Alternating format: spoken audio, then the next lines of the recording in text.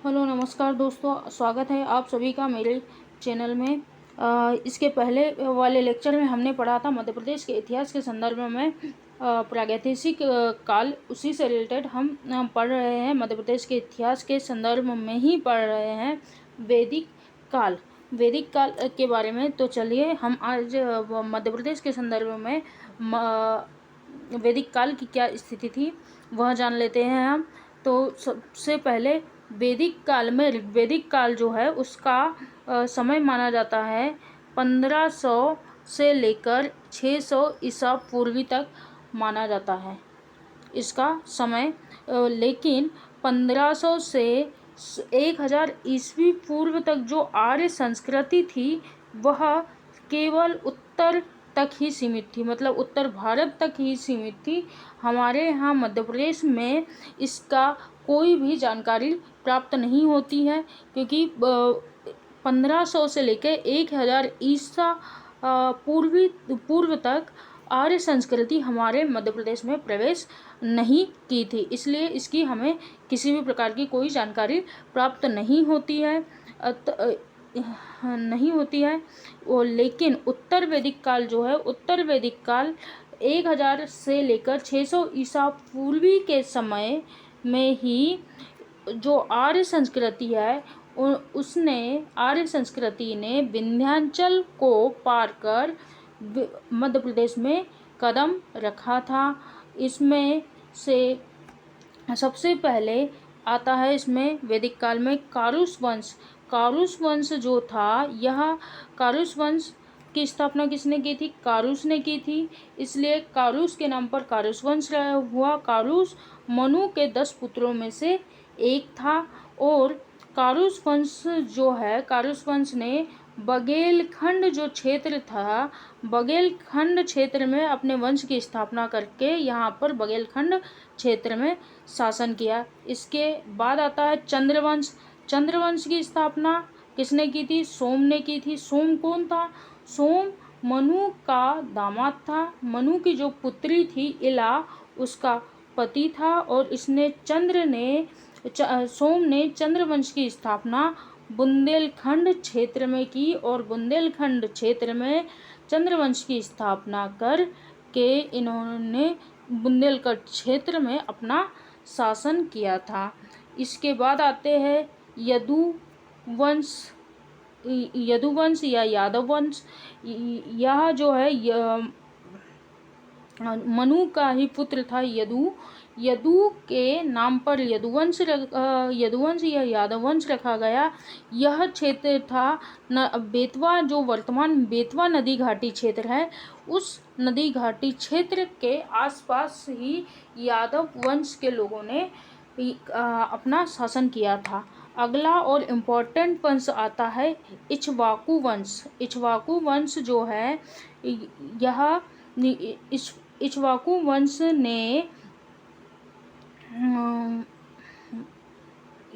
वंश ने दंडकारण्य क्षेत्र जो है उस पर अपना शासन किया था। इक्ष्वाकु जो थे, यह भी मनु के 10 पुत्रों में से एक पुत्र था। मनु के पुत्र का ही नाम था इक्ष्वाकु। और ये दंडकारण्य क्षेत्र जो है वर्तमान छत्तीसगढ़ है, उस क्षेत्र को कहा जाता था दंडकारण्य क्षेत्र, उस पर शासन किया था। और यह इसलिए इम्पोर्टेंट है क्योंकि जब भगवान राम वनवास पर थे तो उस समय उन्होंने दंडकारण्य क्षेत्र में अपना कुछ समय व्यतीत किया था। इसलिए यह जो है वंश इम्पोर्टेंट माना जाता है। इक्ष्वाकु वंश के प्रतापी जो राजा थे, वह उनका नाम था माधाता, जो इक्ष्वाकु वंश के प्रतापी राजा थे। इसी वंश के जो मुचकुंद थे, उन्होंने रीछ और परिपात्र पर्वतमाला के बीच नर्मदा नदी तट पर अपने पूर्वज नरेश माधंता के नाम पर माधंता नगरी को बसाया था। किसके इसमें? इनके पूर्वज थे नरेश माधंता, जो प्रतापी राजा थे इक्ष्वाकु वंश के। उनके याद में मुचकुंद ने नर्मदा नदी के तट पर माधंता नगरी को बसाया था, जो कि वर्तमान में ओमकारेश्वर माधवता के नाम से प्रसिद्ध है। यह मध्य प्रदेश के खंडवा जिले में स्थित है। ठीक है, तो देखते हैं इसके आगे हम पढ़ते हैं महाकाव्य काल। अभी वैदिक काल पढ़ रहे थे, वैदिक काल के बाद देख लेते हैं महाकाव्य काल क्या था।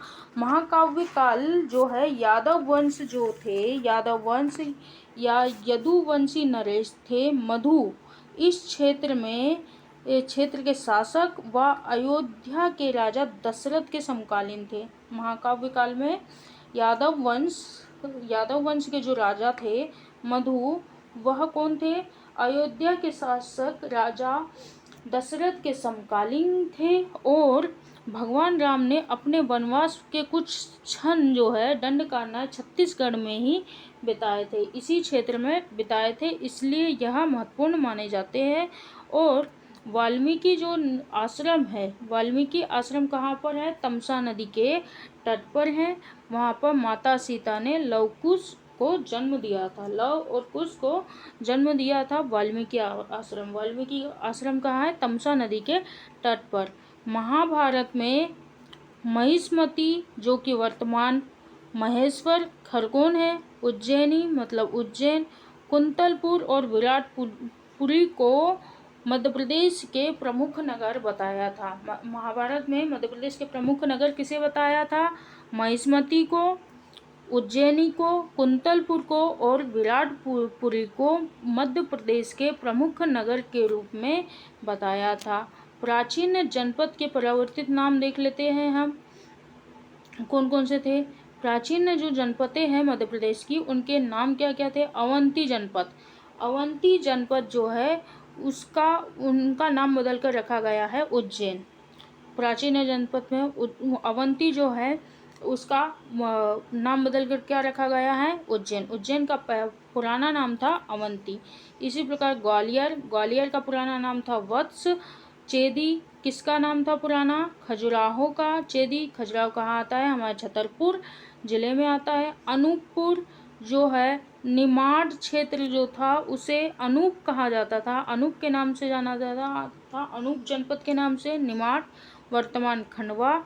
दर्शन या दर्शान ये विदिशा को कहा जाता था। किसे कहा जाता था? दर्शन या दर्शान विदिशा जनपद को कहा जाता था। इसके अलावा टुंडिकेर जो है दमोह को कहा जाता था और नलपुर जो कि शिवपुरी जिले का नरवर जो क्षेत्र है, नरवर को नलपुर कहा जाता था। ठीक है, तो आज के लेक्चर में इतना ही। आज के लेक्चर में हमने पढ़ा क्या? वैदिक काल। वैदिक काल में हमने पढ़ा वैदिक काल में कि 1600 से 600 ईसा पूर्व के बीच में ही आर्य संस्कृति जो है हमारे मध्य प्रदेश में प्रवेश की थी।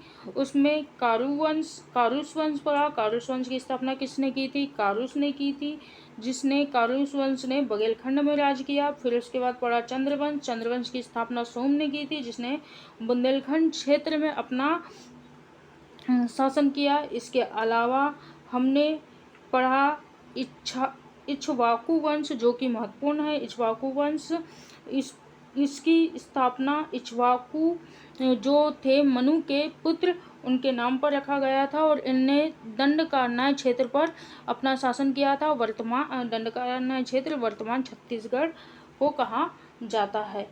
ठीक है, और इसके अलावा हमने पढ़ा क्या? महाकाव्य काल में पढ़ा कि यदुवंशी जो नरेश थे मधु राजा दशरथ के समकालीन थे और इसी समय ये कहाँ के शासन करता थे? दंडकारण्य के शासन करता थे राजा मधु। और उसी समय भगवान राम अपने वनवास के दौरान दंडकारण्य क्षेत्र में कुछ समय के लिए उन्होंने वहाँ पर निवास किया था। इसके अलावा महाभारत में महिष्मति हो गए, उज्जैनी हो गए, कुंतलपुर और विराटपुरी को मध्य प्रदेश के प्रमुख नगर बताए गए हैं। ठीक है, और प्राचीन जनपदों के परिवर्तित नाम पढ़ लिए हमने। उसमें अवंती को पहले अवंती कहा जाता था, अब नाम बदल कर क्या रखा गया? उज्जैन। वत्स ग्वालियर का नाम हुआ करता था, चेदी खजुराहो, इसके बाद अनूप निमाड़ को कहा जाता, निमाड़ मतलब खंडवा को, दर्शन विदिशा को, तुंडीकर दमोह को, नलपुर जो है कि शिवपुरी के नरवर को नलपुर कहा जाता है था। ठीक है, आज के लेक्चर में इतना ही। अगले लेक्चर में हम पढ़ेंगे मध्य प्रदेश के इतिहास के अंतर्गत ही प्रमुख अभिलेख या शिलालेख जिससे हमें इतिहास के बारे में जानकारी मिलती है। हमारे मध्य प्रदेश में कौन कौन से ऐसे अभिलेख या शिलालेख है जिनसे हमें मध्य प्रदेश के इतिहास की जानकारी प्राप्त होती है, वह हम पढ़ेंगे। ठीक है, तो आज के लेक्चर में बस इतना ही। Thank you.